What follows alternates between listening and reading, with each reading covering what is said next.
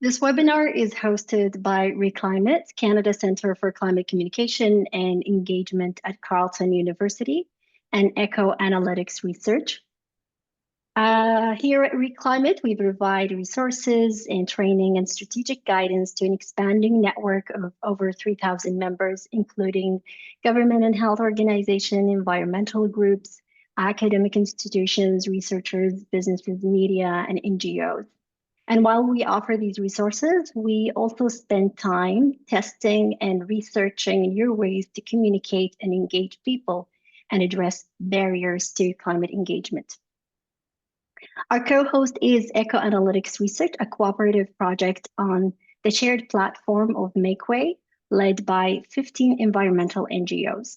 Echo Analytics publishes a broad range of opinion research and guidance on environmental issues with the aim of strengthening Canada's environmental movement and enriching the public discourse about environmental protection. I'll introduce our speakers shortly, but I would like first to give a shout out to everyone joining us today who are supporting this webinar. We have with us Amber Bennett, the Executive Director of Re.Climate, James Boothroyd, the Project Director at Echo Analytics, Emma Bider and Niv Morthy, Re.Climate Resource and Training Coordinators, and Jen Mabel, the Strategic Services Director at Re.Climate. So we've got a lot of communicators with us today, and as many of you know, one of the golden rules of impactful climate communication is understanding your audience.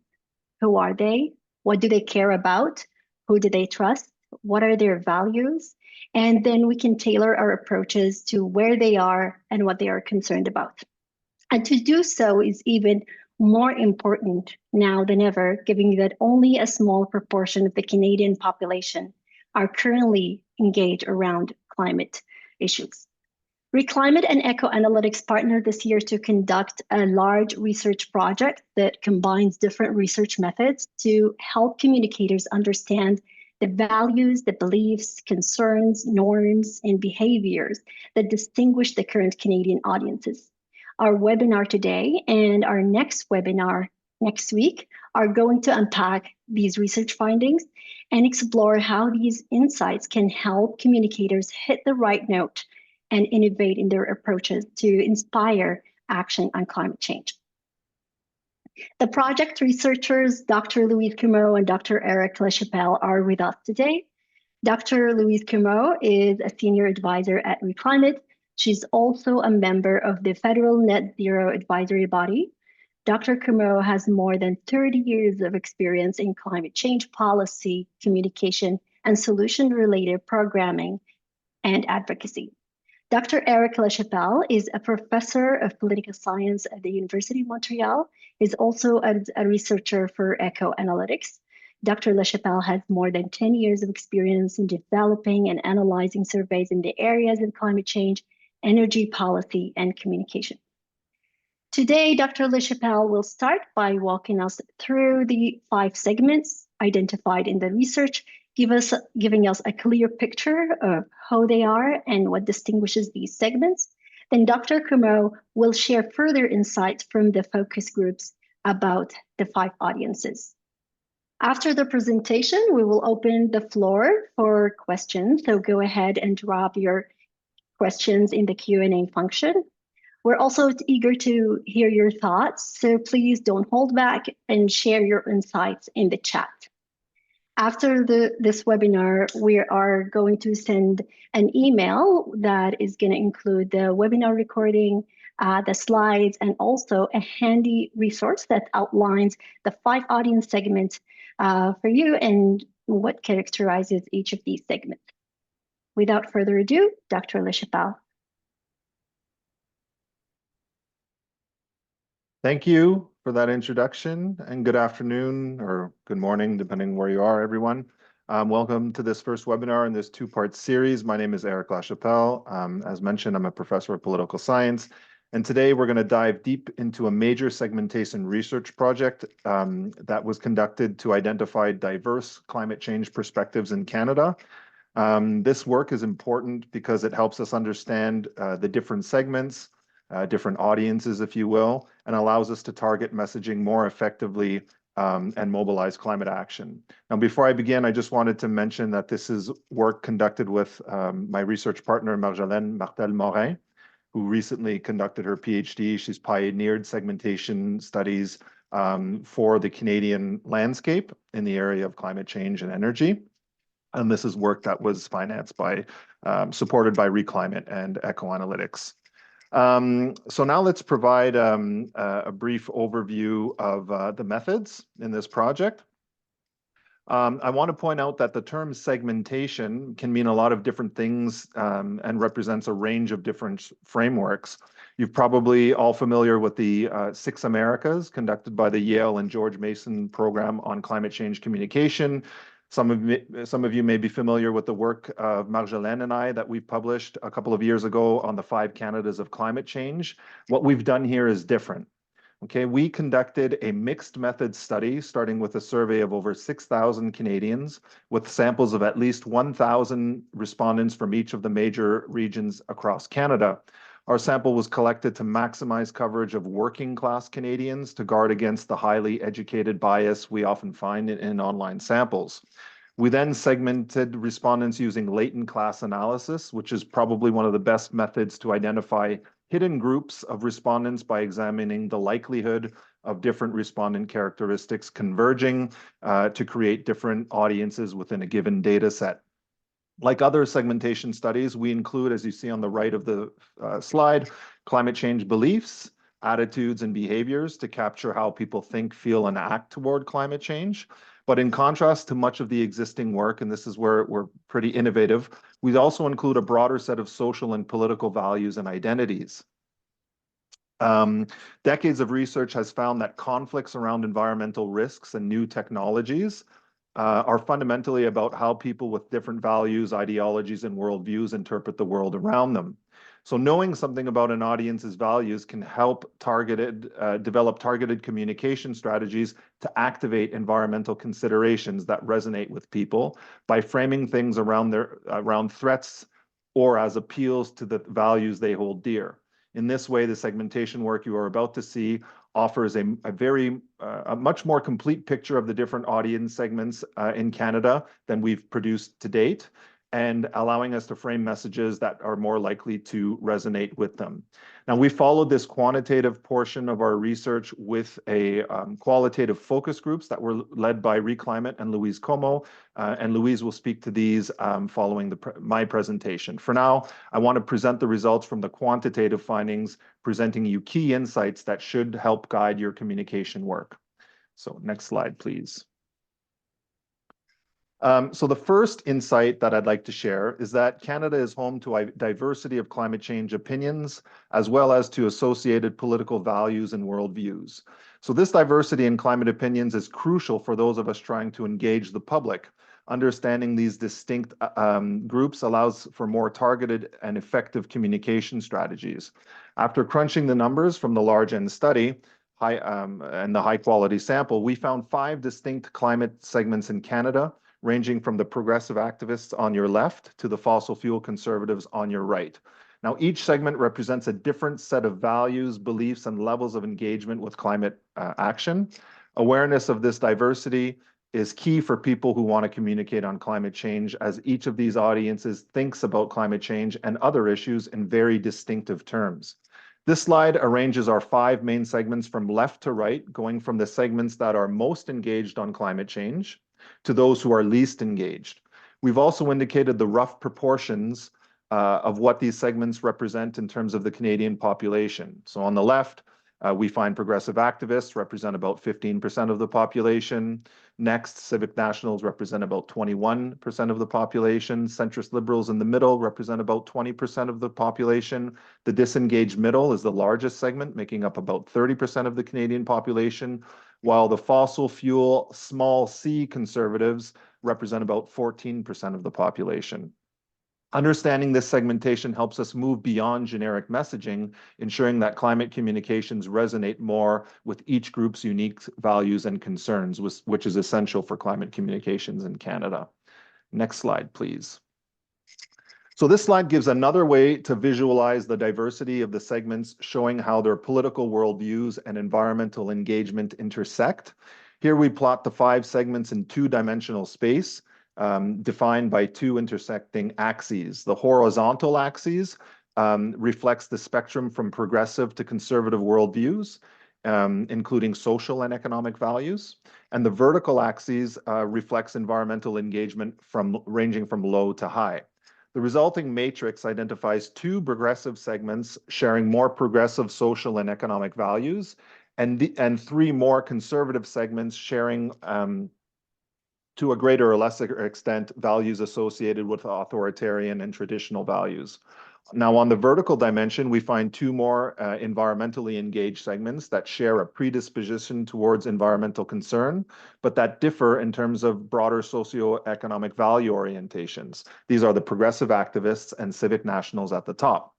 Meanwhile, centrist liberals are more progressive than civic nationals, but considerably less engaged on climate, while the disengaged middle and especially fossil small c conservatives harbor a much more authoritarian and conservative worldview, while also scoring low on climate and environmental engagement. So this matrix highlights the diversity and complexity of the Canadian climate audience, showing that no single message will likely resonate across all segments. To engage effectively, we must craft communications that speak directly to the values and concerns of each group. Next slide, please. Yes, so let's take a closer look at the characteristics of our first segment, progressive activists. This segment makes up about 15% of the population, or about 4.8 million Canadians. We call them progressive because they are driven by egalitarian and progressive values, showing openness to newcomers, social change, being concerned about minority rights, and showing empathy for what's going on in other countries. While not all are activists in the traditional sense of the term, we labeled them progressive activists due to their high engagement potential. They are deeply concerned about climate and social issues, and they are the segment that most strongly supports decarbonization, making them ready to be mobilized. This potential is also found in the fact that they already participate highly in political actions. Most progressive activists live in urban areas, they tend to be younger, and they are more likely to be female. They work primarily in the public sector or not-for-profit sectors relative to the private sector. And they are the least car-dependent segment of all segments, and they are also the least likely to have children. Politically, progressive activists are the most engaged of all segments. They are the most likely to vote, donate to charities, attend protests, and share political content online. They are also politically sophisticated, with many likely to vote strategically in the next election. In terms of their concerns, they prioritize health, climate, and inflation, with strong preferences on a range of social issues, such as supporting reconciliation with Canada's Indigenous peoples and advocating for a ceasefire in Gaza. They are also worried about the spread of hate and misinformation online. Notably, this is the only segment with majority support for consumer-based carbon pricing in Canada. In sum, progressive activists are the most ready to be mobilized on climate change, and with 4.8 million Canadians in this segment, they represent a significant proportion or portion of the population that's ready to act. If mobilized effectively, people in this segment can become leaders in climate advocacy, amplifying messages through their networks and increasing pressure on policymakers. Their strong engagement in politics and social justice makes them key players in any climate change strategy. Now, when targeting progressive activists, we might want to focus calls to action that emphasize social justice and environmental advocacy, appealing to the values of justice, environmental protection, and anti-corporate messaging that might resonate most with this segment. Next slide, please. Let's now turn to our second segment, Civic Nationals. This group represents 21% of the population, or close to 7 million adult Canadian residents. They hold a mix of egalitarian and conservative values, making them a bit more complex, but a crucial segment to engage. Civic Nationals are characterized by their strong sense of community, civic duty, and service to others. They skew towards being female, though not as much as progressive activists, and are more likely to live in rural areas. Civic Nationals tend to have lower than average incomes. This segment is relatively car dependent, and many enjoy outdoor activities like hiking, hunting, and fishing. At close to 7 million adult Canadians, Civic Nationals are more numerous than progressive activists. While they may not be as politically active, for example, they are a bit less likely to than progressive activists to vote, and they are much less likely than progressive activists to take part in protests. They are still engageable at the community level. For instance, this segment has the second highest propensity to donate to causes that are important to them, and many report volunteering at the community level. This segment leans towards the political center-right, and many are politically alienated, meaning that they don't strongly favor any one party and assign low favorability scores to all of the major federal parties in Canada. Civic Nationals are concerned about affordability, health, and the spread of misinformation online. They are also concerned about immigration and have nativist tendencies, putting the needs and interests of established Canadians over newcomers. They also care about traditional values, including family, national pride, which make them receptive to messages that emphasize community resilience and leadership. While they recognize the benefits of oil and gas, they are also the second most strongly in favor of prioritizing renewable energy over the continued development of fossil fuels. Civic Nationals are more likely to respond to localized, community-based climate solutions that address economic concerns and preserve traditional values. Their engagement potential lies in their desire for fairness, strong leadership, and policies that protect their communities from economic uncertainty and environmental harm. When engaging this segment, it's crucial to focus on framing climate action as a way to build community resilience and protect the things they value, like local jobs, outdoor spaces, and their way of life. Next slide, please. Let's now turn to our next segment, Centrist Liberals, which make up 20% of the population, or about 6.5 million Canadians. This group shares some values with progressive activists, but is generally more pragmatic and solutions-oriented. Centrist Liberals are defined by their balance between progressive social values and support for economic stability. They believe in equality and minority rights, but they are less inclined to push for systemic solutions compared to progressive activists. They're more reformists. This segment is balanced in terms of gender and age, and they tend to be relatively well-educated and skew toward the upper middle class. Centrist Liberals are optimistic about finding solutions to societal problems, and this makes them more open to climate action framed as a pragmatic and aligned with stable and a growing economy. They believe in innovation and are likely to support policies that align with free market principles, especially if they contribute to economic growth and job creation. Politically, centrist liberals lean slightly to left of center, but tend to favor pragmatic policies over ideological purity. They're more likely to vote for parties like the Liberal Party or NDP, though they are the second most likely segment to be actively considering more than one party in the next election, and this includes 1 in 4 who are considering voting Conservative. Their main concerns are health, inflation, and climate change, with a particular interest in how climate solutions can foster innovation and long-term economic benefits. Centrist Liberals represent a critical segment when attempting to build a social mandate for climate action. They can be engaged by emphasizing how climate change action can drive technological innovation and economic growth.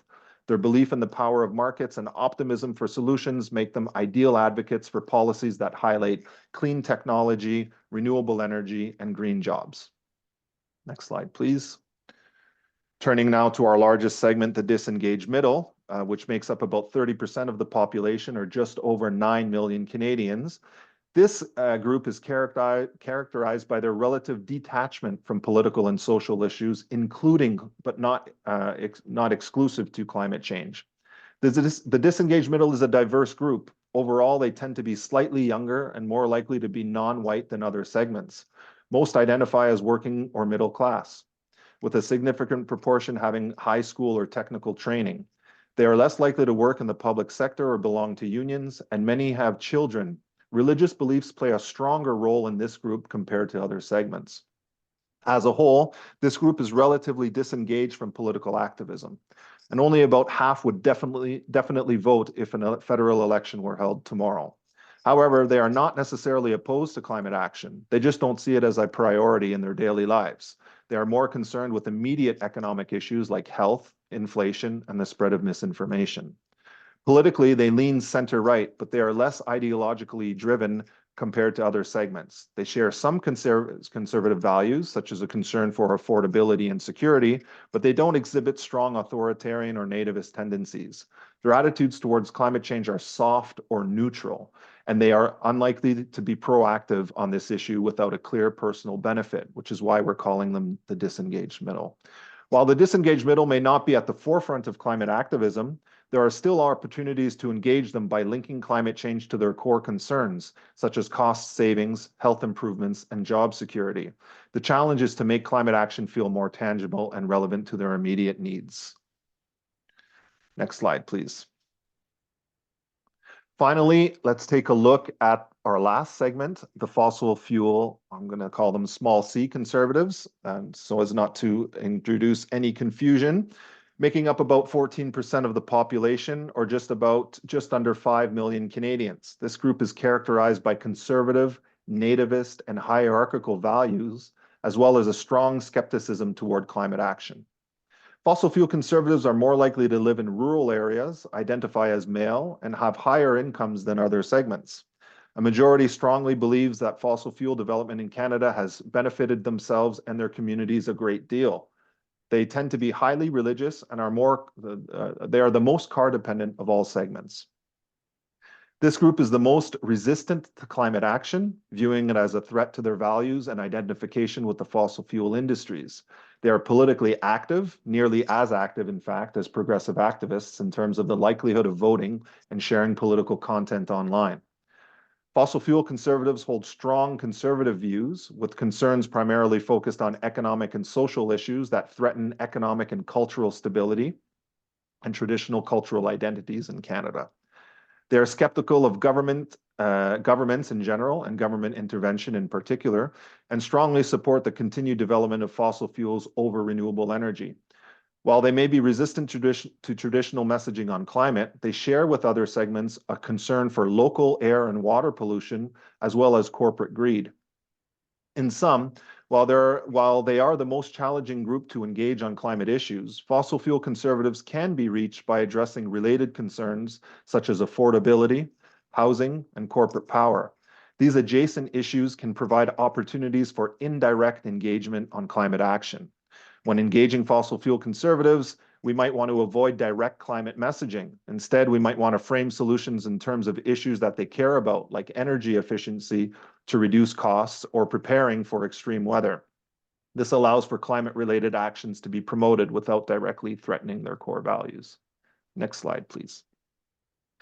So now what I'm going to do is we're going to look at, now that we've looked at the characteristics of each segment, let's take a step back and explore some of the overarching insights that come out of this research that we've done.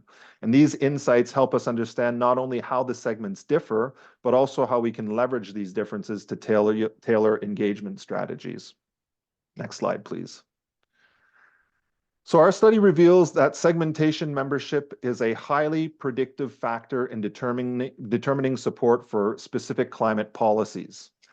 In fact, when we model policy support, the segmentation variable outperforms traditional predictors like political ideology or policy-specific beliefs, which dominate in the literature. For example, progressive activists and civic nationals are much more likely to support aggressive climate action, while fossil fuel conservatives show strong resistance. So this slide here provides an example focusing on an emissions cap. The survey question asked respondents whether they support a strong cap on oil and gas emissions, or whether they believe that that this would be unnecessary and that companies are already doing their share to reduce emissions. As shown, over 80% of progressive activists support an emissions cap, as you might expect. 60% of civic nationals and over 50% of centrist liberals also favor the policy. The disengaged middle shows considerable uncertainty, with 40% being unsure. Fossil fuel conservatives, by contrast, overwhelmingly believe that no cap is necessary, trusting that companies are already addressing emissions. Now, understanding how different segments align with specific policies helps us identify where to focus communication efforts. Progressive activists and civic nationals are already inclined to support aggressive climate action, making them key targets for mobilization efforts. Meanwhile, centrist liberals could be swayed with strategic messaging focused on economic opportunities tied to climate policies, and also messaging around the limited risks to negatively impacting the economy, I think, which would be important for this segment. For the disengaged middle, more targeted educational outreach is probably needed to overcome uncertainty and apathy. And for fossil fuel conservatives, engaging this segment may feel like an uphill battle, and some may argue that it's more effective to focus efforts elsewhere. However, completely ignoring them may leave a gap in the broader climate conversation, especially given their political influence and active participation in elections. Instead of convincing them on climate alone, a more strategic approach might involve focusing on shared concerns, such as limiting government handouts to rich corporations that are creating local air and water pollution, or getting rich corporations to clean up their own mess. At a minimum, knowing more about the reasons why fossil fuel conservatives oppose these policies may help develop communication strategies designed to preempt and debunk competitive messages coming from out of this camp that may influence other segments like the disengaged middle or centrist liberals. Next slide, please. One of the most important insights from our segmentation research is that a majority of Canadians across different segments care about climate change to some degree. Even though the level of concern and urgency varies across segments, this creates a strong foundation for engagement. So this slide explores a fundamental question in our survey. How concerned, if at all, are you about climate change? It provides a snapshot of the overall level of concern across the Canadian population and breaks down how this concern varies across segments. A significant majority of Canadians report being at least somewhat concerned about climate change. We're talking about 23 million Canadians who say they are at least somewhat concerned. However, the intensity of this concern varies across segments. In terms of highly concerned segments, unsurprisingly, progressive activists express the highest level of concern with nearly universal agreement that climate change is a serious issue. Similarly, Civic Nationals also report high levels of concern, though their motivations differ slightly, focusing more on community impact. Moderately concerned segments like centrist liberals show moderate concern about climate change, but are least likely to consider it an urgent priority compared to the more engaged segments. And as expected, fossil fuel conservatives and the disengaged middle show lower levels of concern. Overall, this finding tells us that there is a significant opportunity to engage a wide range of people on climate issues. There's a broad base of support for climate action, though motivations behind the concern vary by segment. Now, when engaging Canadians on climate issues, communicators might want to focus on both the shared concerns across segments and the specific ways in which climate change affects their daily lives. By doing so, we can activate a majority of the population to support climate policies and take personal action. However, just because there is broad concern doesn't mean a one-size-fits-all approach will work. For segments like the disengaged middle, it's important to frame climate change in terms of immediate benefits like health and cost savings. For others, like progressive activists, it's about aligning with their values for social justice and environmental stewardship. Next slide, please. Moving from concern to personal issue importance provides a bit more nuance on the state of public opinion on climate change in Canada. This slide shows how climate change ranks in importance compared to other pressing issues for Canadians. Understanding how climate change fits into people's broader concerns is essential for crafting effective engagement strategies. So the key findings here, I know there's a lot of data, but the key findings in terms of top concerns, for many Canadians, issues like health, inflation, and housing take precedence over climate change, especially for the disengaged middle and fossil fuel conservatives.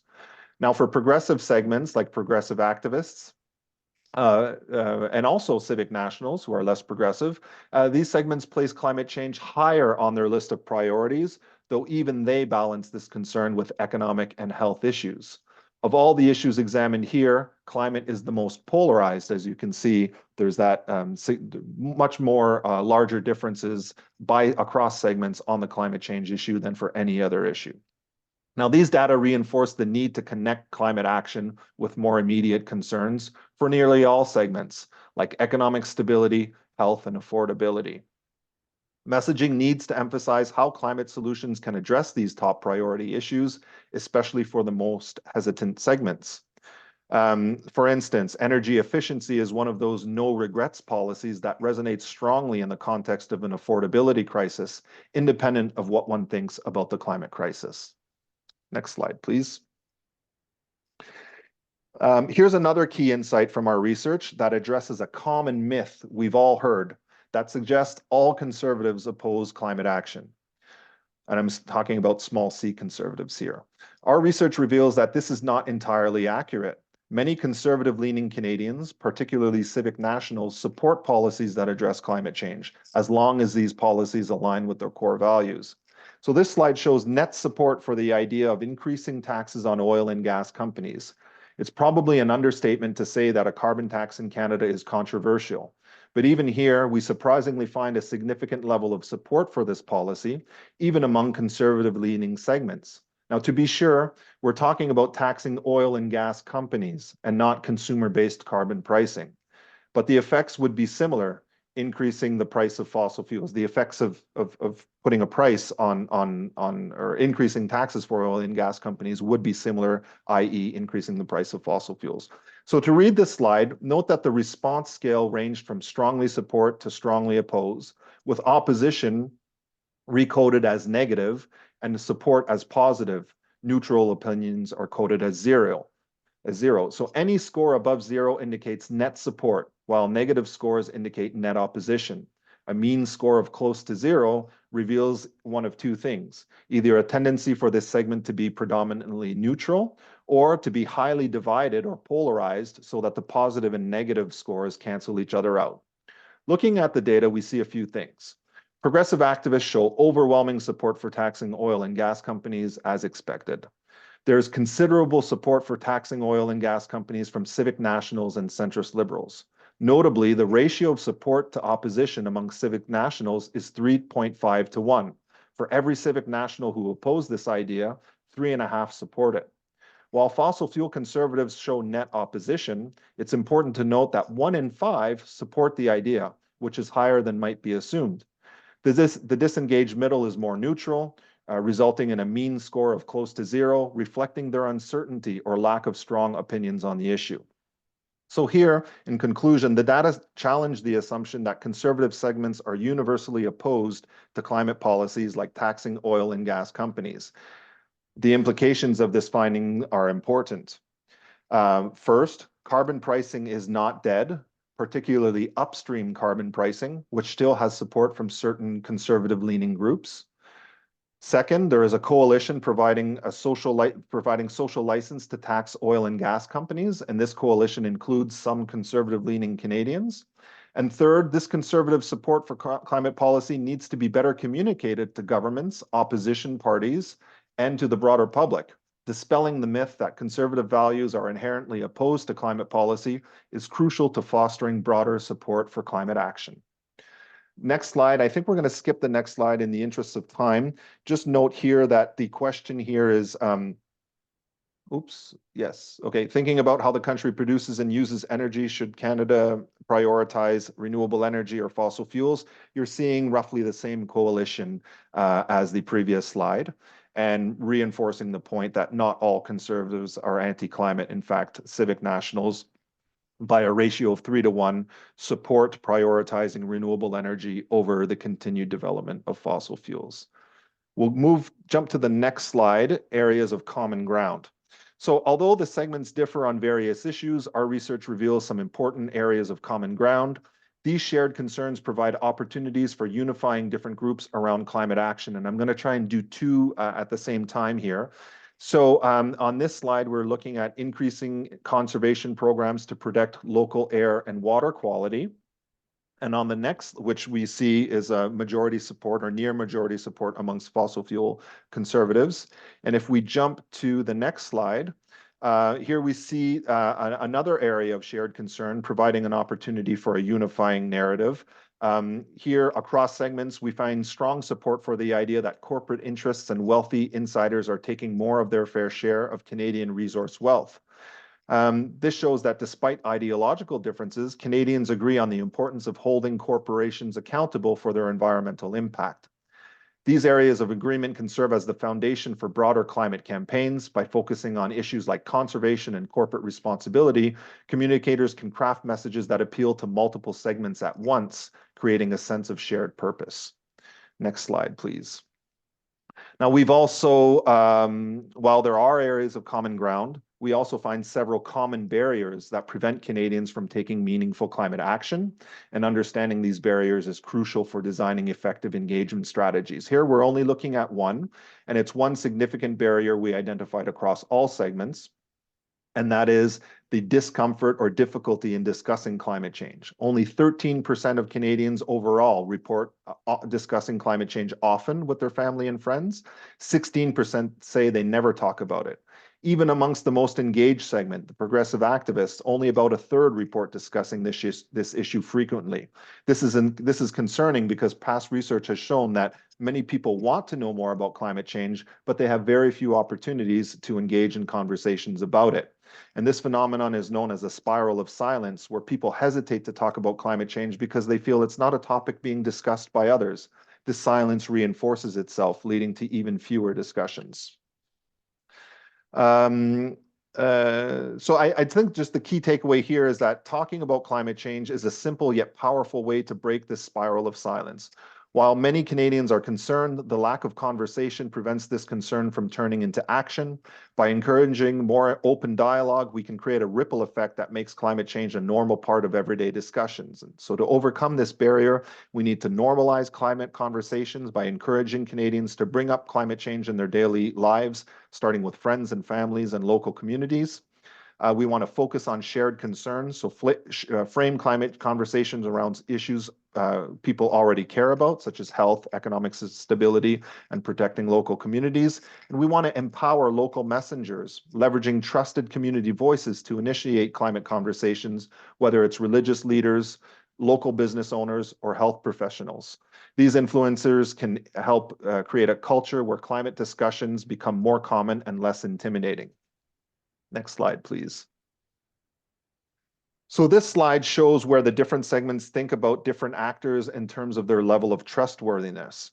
Our study also sheds light on how to normalize climate conversations. It's not enough just to tailor messages. We also need to focus on finding the right messengers. And this slide shows what different segments think about a range of actors in terms of their perceived level of trustworthiness. Now, it's a bit complicated, but not so once I explain it. On the x-axis, we have a range of potential messengers, starting with friends and family, followed by doctors, nurses, and healthcare professionals, ending up with Canadian oil and gas companies. And on the y-axis, we plot the mean level of trust for each actor on a 1 to 4 scale, where anything above 3 indicates trust and anything below 2 indicates distrust. So there are different ways to read this slide. If you look at it by actor, let's take friends and family as an example on the left. Here we see that trust in this group is clustered at the top of the scale across all segments. They're actually overlapping. You can't really see it, showing that friends and family are generally seen as highly trustworthy by all Canadians. Now, if we look at NGOs in towards the middle of the chart, we see a much wider spread. Progressive activists have a high level of trust in NGOs, but fossil fuel conservatives show distrust. This spread shows how polarizing an actor can be. The bigger the spread, the more divided the segments are on how trustworthy they find the messenger. We can also look by segment vertically, comparing trust across different actors for a specific segment. So for example, progressive activists place high trust in doctors, health professionals, and scientists, and friends and family, but they distrust Canadian oil and gas companies. So I see a couple of implications from this chart. First, different messengers for different segments. Not all messengers will be equally effective for every audience. Some segments, like fossil fuel conservatives, distrust NGOs, for instance. This highlights the needs to invest more resources in working with trusted messengers that are trusted across all segments. So we're talking here about scientists, doctors, nurses, and healthcare professionals who garner a high level of trust. And the second implication is encouraging conversations through trusted messengers. We also need to find ways to get people talking about climate change in their everyday lives. And since people are most receptive to and trusting of friends and family, we should invest in programs that encourage people to have climate conversations within their social circles. Next slide, please. I think this is my last one, and I'm a little bit over time. So I'm going to go really quickly over this. Maybe we can pick it up in the Q&A. Yeah, But we that's often... sorry, Eric, it's just because we're so behind in time. If we can leave that, unless you like, let's give you one more minute to conclude No, your that's fine. presentation. I'll just do my punch, and then we'll hand it over to Louise. So there's a lot of talk about the movable middle, but who is the middle, and what are we trying to move them to? I'll leave that for the Q&A. Sorry about the time. No, that's okay. Thank you. Hi, everybody. I promise not to take too much time so that we can get into some questions. If you'll go to the next slide, Jen, thank you. So we worked with Erick to bring these segments into focus groups so that we could listen to them. One of the questions in the survey was, would you be open to a future focus group? And we populated 13 focus groups with these segments across country, 2 of them in Quebec and French, and the rest with the other segments with people from across Canada. We focused on 4 segments: the Progressive Activists, Civic Nationals, Centrist Liberals, and Disengaged Middle.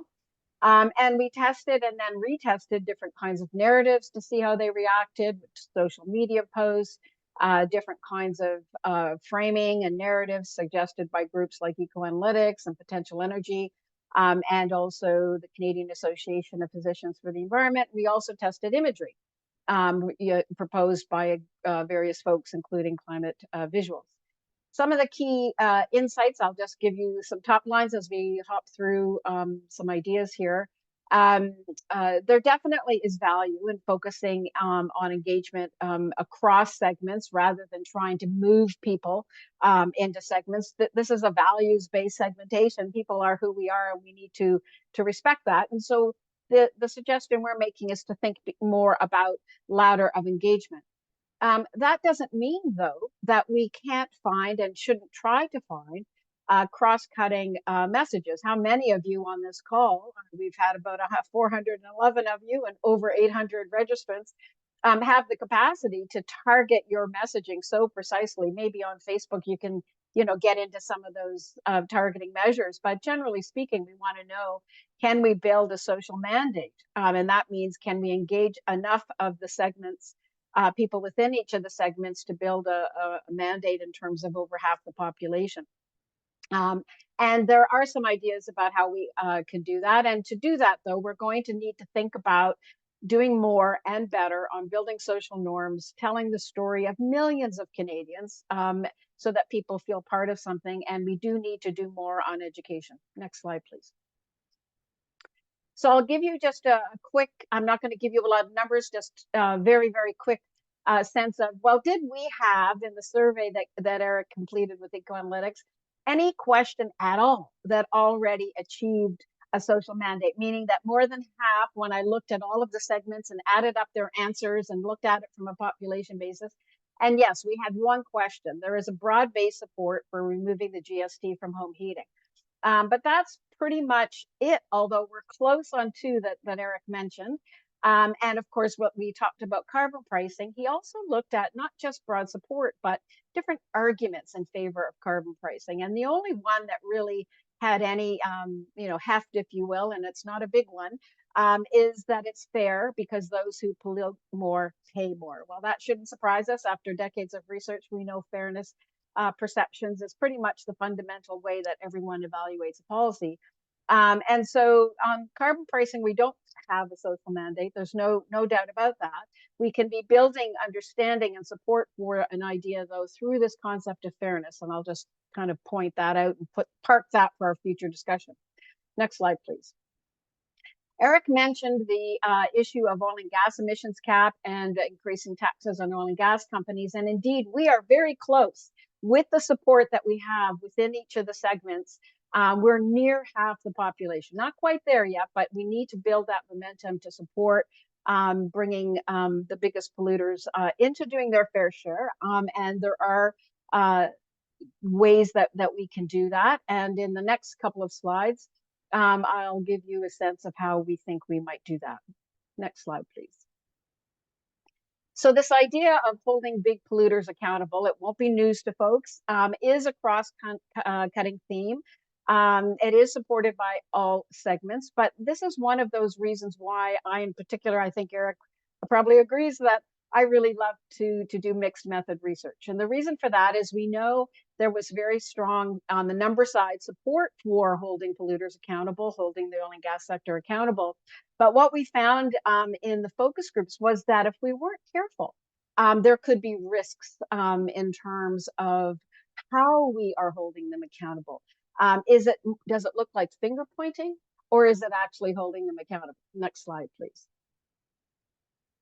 Here's just some of the things that some of the segments said in the focus groups about this question. So a progressive activist said, you know, I don't like that we focus on oil and gas as the big perpetrator. It is huge. It is big, a big concern. But for me, I think that would turn off some people. Civic National, like even though we have a carbon tax that we've implemented here, they're just putting it towards raising the price of oil and gas prices so that the consumers actually pay that difference. I feel like it's more important for us to focus more time and energy on renewable energy. And you see this in the Civic Nationals. They want that more positive kind of approach. Centrist Liberals says the same thing. I like a soft approach. And in this case, they're responding to some of the messaging from the Canadian Association of Physicians for the Environment. And in this case, they're saying, and if it's from a healthcare professional, clearly they trust this messenger. I'm hoping that they've done some scientific background to it. And then a disengaged middle, and this is really where we saw people being turned off by messaging that was more aggressive around the oil and gas sector. And it's just the whole oil and gas thing. It seems like the government's obsessed with destroying, just really picking on the oil and gas industry. That's the part that I don't really like. So many other industries contributing or making profits off climate change. It's really a big part of the Canadian economy. Now, don't get me wrong. I'm not saying we should stop messaging, hard messaging, focused messaging on the responsibilities of the oil and gas sector. That's not the suggestion. We're just sharing the data and the research. What we're saying is with care. Accountability holds. People are down for accountability. They're not so much for finger pointing. Next slide, please. We also found a number of arguments, and I'm giving you a bit of a tease here about some of the research we'll present next week. We tested a number of narratives, and there were a lot of arguments that what I realized from listening to Canadians, and we had about 90 people in these groups, which is a lot of people for focus groups. There really is a lack of understanding. Canadians across all segments do not really understand. Yes, progressive activists more, but really most of the segments do not really get that the oil and gas sector generates more than a third of Canada's greenhouse gas emissions. We need to use that fact in everything we do and say on this topic. They also don't realize we're a top global polluter in absolute and per capita terms, and whatever your data source is, you got to repeat it over and over again. We often hear about China, and in this case, raising the fact that Canada is not investing as quickly is an important one. Next slide, please. Just 2 slides here. So on the question of social norms, one of the ideas that have come out, if you've listened to potential energy and so on, is, instead of percentages, let's talk about how many millions of Canadians that represents. And this is a good thing to do. I strongly recommend it. It's very powerful. But we're not talking to each other about climate change, as Erick mentioned. And even at the often, which is a small number in percentage terms, that is 5 million Canadians. We need to build.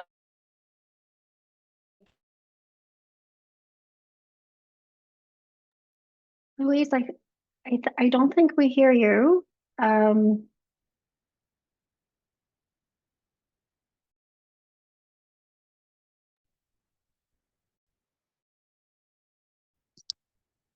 So hold on. Okay, great. Now we do.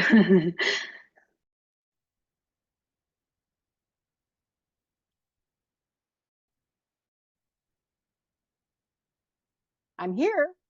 Great. Go ahead. Okay. My apologies. I'm literally down to the last slide, so my apologies. Unstable internet, it said. But it is a moment if we want to engage segments to really encourage them to talk and to do so because they trust their friends and family. So we need to nurture how they can do that. Next slide, please, and I'll close up. The other aspect that is shocking to many of us who don't we think about this issue every day, but most folks still are unsure that climate change is human caused.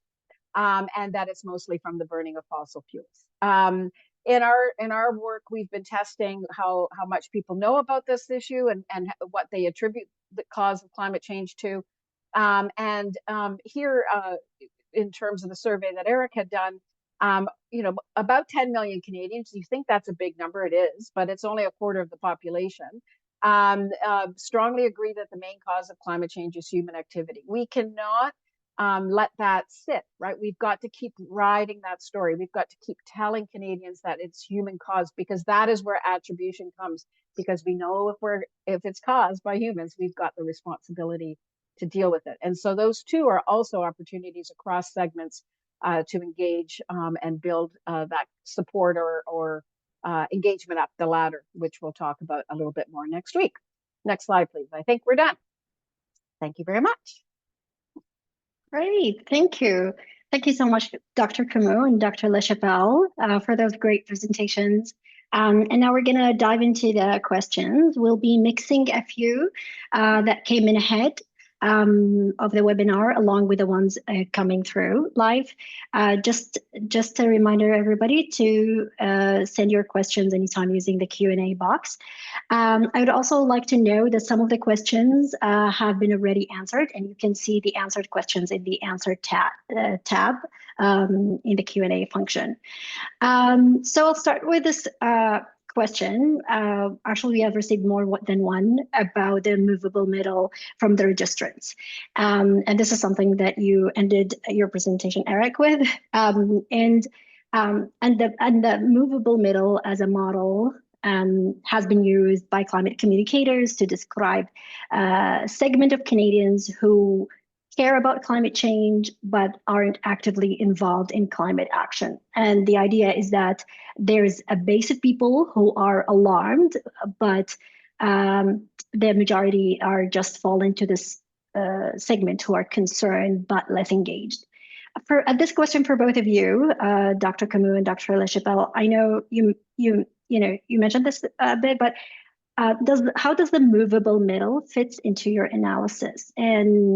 Or is it a time to actually move on from using this framework into a more nuanced segmentation, or or the model that you are offering? Do you want me to go first, Louise, and then you want to? Sure, Yeah? sure. Okay, because we've even, I don't want to say we've debated this, but I think our thinking has evolved. My thinking on this has evolved, right? I mean, from a traditional like public opinion standpoint, the movable middle, what I like to call the mushy middle, right, is that you usually have people with crystallized opinions on one side and crystallized opinions on the other, and then that movable middle is the mushy middle that they don't really have strongly formed opinions, or they're actually quite neutral. And there is something to be said there, because these people, if you're going to be able to persuade people, these are the people you're most likely to be able to persuade, because they haven't gone through the process of opinion formation, right? They don't have stakes in the game, for instance, if you will. But this strategy overlooks a key fact, and it's unlikely that you're going to move people. Oh yeah, and sorry, and the idea there is like you can make, like, going back to the Six America studies from Yale, and they kind of do this, right? They kind of say year over year we're getting the concerned that are becoming more alarmed, and the alarm segment is growing, and that kind of a thing, right? So you're crystallizing opinions, you're moving people along, and you're making them transition from one segment to another. Now there are two areas where we could maybe push back on this. First is the segmentation that we've done here is based on people's values, right? People's underlying core values, which are much more difficult to change. And why do we put values in this segmentation? Because we know that values are key, right? What's driving climate change opinions a lot of times are people's values. And when you want to communicate with people, you want to understand what those values are so that you can tailor and craft communications to these people. So it's unlikely that you're going to move people from one segment to another using communications alone. This is because attitudes on climate change and on other social issues are deeply rooted in people's identities and values. So instead of trying to change somebody's core beliefs about who they are and what they care about, a potentially more effective strategy is to work within segments. So it's almost like within segments, there's a movable middle, right? Learn about their values and concerns, and then frame messages that activate considerations that are consistent with environmental protection. So in other words, you're moving people within their segment, motivating them to act in line with environmental goals through messaging that resonates with their core identity. But I'll pass it on to Louise. I don't know if that, so that's how the movable middle, and if we can, maybe there's another question about the disengaged middle. I'd be happy to talk about the disengaged middle and how it's different from the movable middle, but I'll let Louise go in here. Yeah, I mean, it's easy to see where the idea comes from, right? Even within the segmentation, you've got your edges, the tails, you know, in the national distribution. And so everything that isn't in the two tails, you know, about 30%, people say, oh, well, there's 70%. That's the movable middle. And I don't believe that that's the case. And I think it's almost biased and quite judgmental, frankly. You know, because people are who they are. Erick talked about values, but I'd also say some people are just not engageable because that's not their thing. They're doing something else, and they may be engaged in areas that wouldn't be of interest to the topics we're talking about. But some people are just followers, and so I think what's really important here is that we can help people engage within their value system, and that we can move people up a ladder of engagement based on their values and their needs. And we'll talk a lot about that next week. I've created a nice, I think, research-based way to talk about that. But at the same time, it's also this question of friends and family and who you trust and getting people to talk to each other, and having people engage within their segments. I wouldn't let go, though, of the idea that we can engage across segments, that there are core values. Pride in Canada, for example. Pride in Canada's nature, for example. There are certain kind of values that are cross-cutting in segments, and I do think it's worth the hunt to find what they are. But that is very different than this idea of movable. Okay, great. Thank you.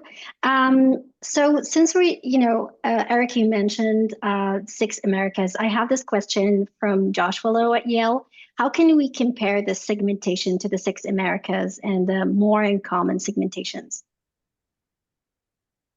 Okay, I'm not on mute. Okay, great.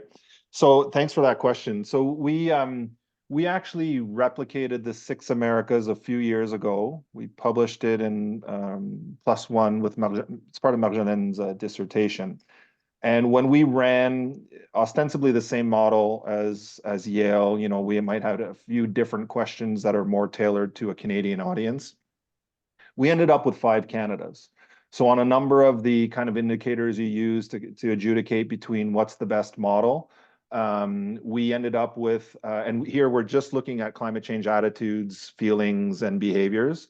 We ended up with 5 Canadas. So it's almost like instead of 6 Americas, we found 5 Canadas. It made sense. Canada is a different political landscape entirely, different climate change conversations. There's considerably less denial, at least at some level, on climate change. And so we found kind of like a 5 Canadas model, and that's published, and you can go look at that.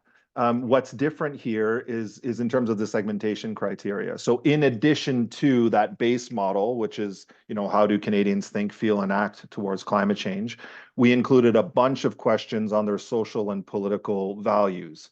So measuring things like individualism, hierarchy, nativism, egalitarianism. I might be forgetting 1 or 2. We put that in our model to kind of this is more similar to the Britain Talks Climate approach that was taken there, where they mixed social and political values with climate change attitudes to kind of get a different, I wouldn't say one's better than the other, but they kind of serve different purposes. And this one is really targeted to speaking to where your audience is at, not in terms of what they need to know about climate change necessarily, but more in terms about how might we frame messages that speak to their values that are going to motivate them to act and care about climate change. And so that's how I would explain the difference between the two frameworks. Great, thank you. Louise, do you want to add anything? Simply to say that what we're hoping is that it's more stable. This idea of the shifting, we suspect that these segments may be more stable over time. Oh, okay, great. So this question is for you, Erick, and it's from Adam. The segmentation discussed urban versus rural. Are there some insights about where residents of suburban areas or small, medium-sized cities versus large cities would be situated in terms of the 5 segments? It's a good question. I'm not sure you're going to like the answer. The answer is kind of, I wish there were, right? But the thing is, our segments are so large. We only have 5 segments covering, millions and millions of people. The geographic distribution of where people live in Canada being what it is, I don't know what the numbers are, but like there's, many more people live in large urban metropolitan areas than rural.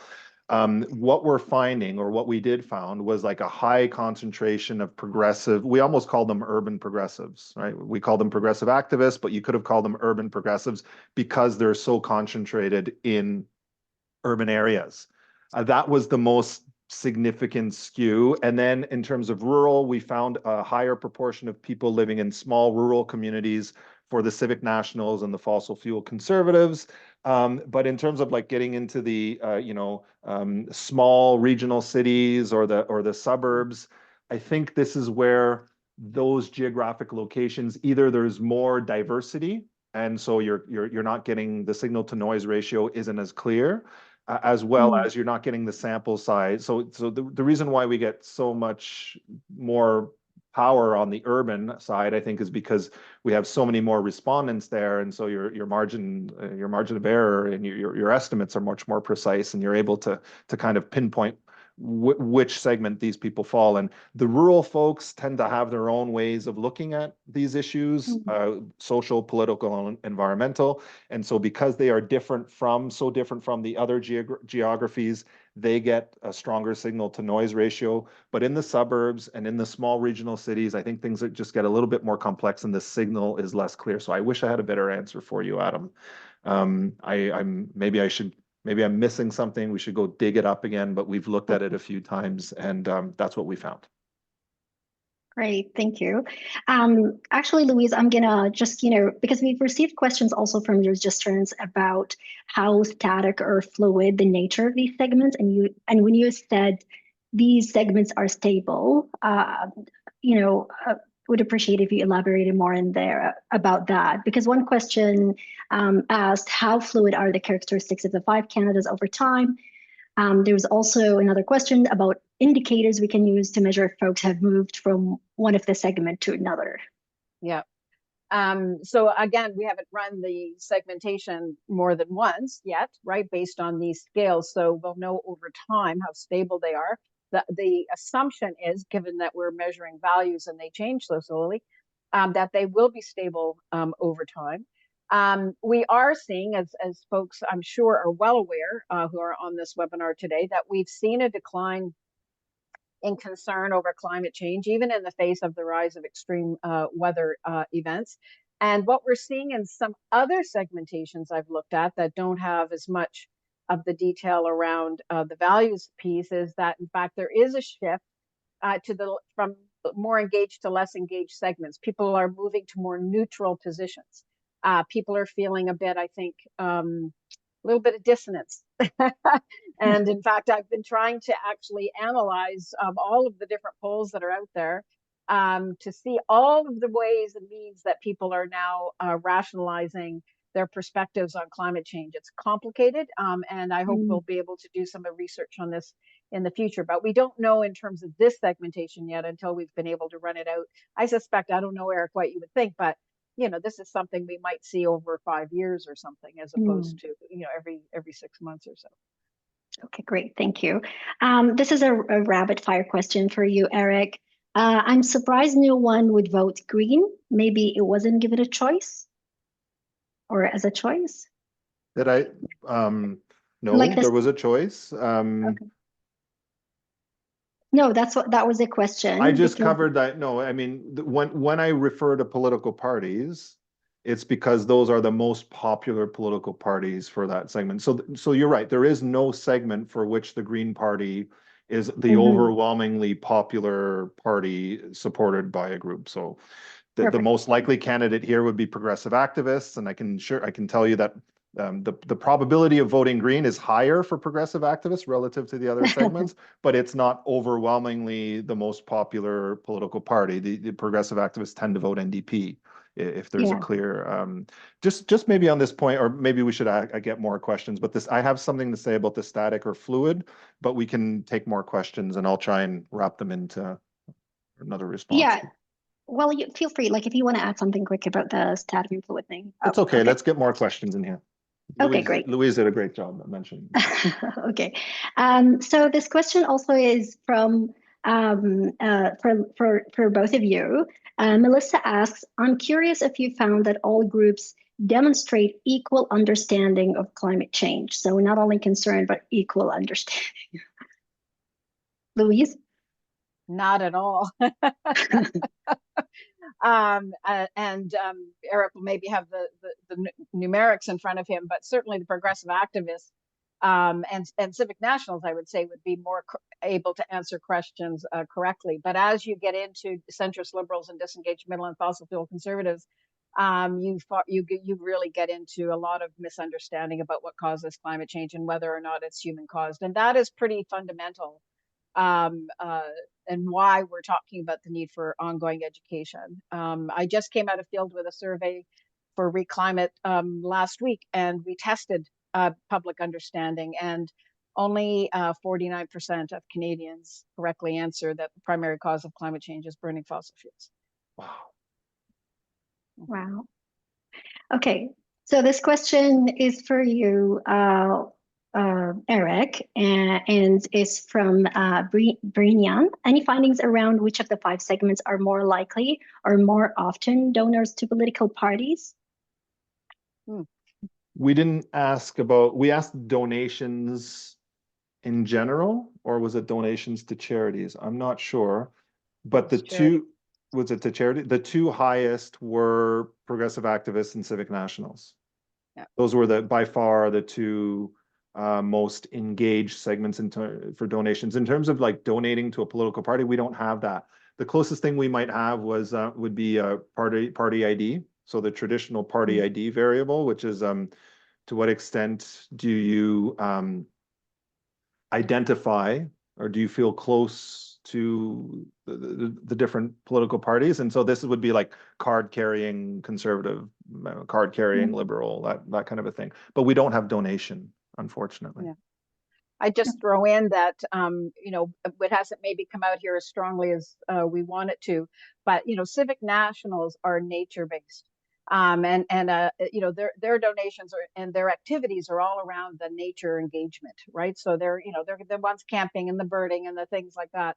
And so your progressive activists, my sense from the data is that they're donating for different kinds of things. They're more interested in the policy stuff and so on. And that's not on the mind of the Civic Nationals. In fact, the things that I find the most different and what I learned in the focus groups is that Civic Nationals and progressive activists are very concerned about climate change. I mean, you've got 92% of progressive activists very concerned, 66% of Civic Nationals.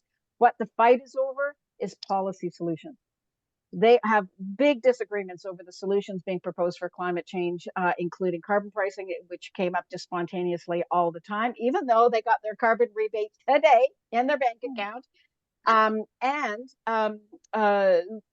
They also were very, very exposed to a lot of misinformation around EVs and heat pumps. And so the terrain, if you will, has shifted to solutions, and on that front, I know we're going to close off, and I really want to share with you that one of the things I learned in the focus groups that we will talk about next week and in a future playbook on affordability, and that's been confirmed in the survey we just came out of field with, is that affordability messaging is not as simple as we think.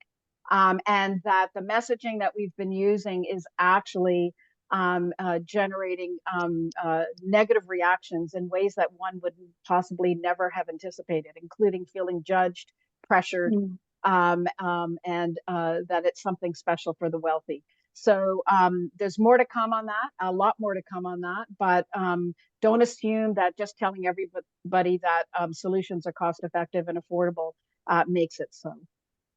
Okay, great. We have probably 1 minute for one more question, Louise, and this is from Shauna. You have worked in the field for many years. Based on your research, what is shifting in Canada? I understand the need to focus on family and friends, but when we look at broader public strategic comm strategy, who are the best messengers? It turns out, if you listen to the wisdom of the focus group participants, that what they're looking for is people who have direct experience on the issue you're talking about. Heat pumps, they want to hear from the installers.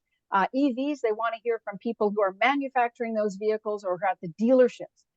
If it's about the health effects of climate change, you want to hear from nurses, paramedics, especially around heat waves. Who's dealing at the front line? If it's wildfires, they want to hear from forest fire ecologists, firefighters. So it's not the more elite scientists who's maybe working in their office, but somebody who's on the ground, has a direct frontline experience. And that was clear as anything, especially for Civic Nationals, who are more working class, and they trust the people like them who are also working class and who have direct experience. Yeah. So we need different messengers who are on front line. Yeah. Perfect. Thank you so much. Thank you, Louise. Thank you, Erick, for sharing your insights. It's been really helpful. And in our next webinar, we're going to continue this conversation. We will build on what we've covered today, taking the conversation also a bit further and talking about the research learnings about messages, images, and messengers to use for the segmentation, and share recommendations from our recently developed playbook and how to move the concern that the Canadians have to a robust social mandate for climate action. If you have not registered for the second webinar, please do. Emma will share the link in the chat. And thanks everyone for joining. Thank you for your comments and your inquiries. We try to handle as many questions as possible, but unfortunately for the shortage time, we couldn't handle all. Keep your eyes though for an email that will be coming in your inbox. It's going to include our webinar recording, the slides, and a 4-page publication that summarizes the 5 audience segments for you. There's also a link to a follow-up survey, which will appear once you leave the webinar. We take the feedback really seriously, and it's helped us guide our future webinar content and overall work. So if you can take a few minutes to answer the feedback, the survey, that will be great. For those who are not following Re.Climate, please do. Our website is reclimate.ca, and follow us on LinkedIn. And if you have any questions or about our webinar training, please feel free to reach out directly at the email that Emma will put in the chat. Thanks, everyone. Thank you, Louise, and thank you, Erick. Thank you.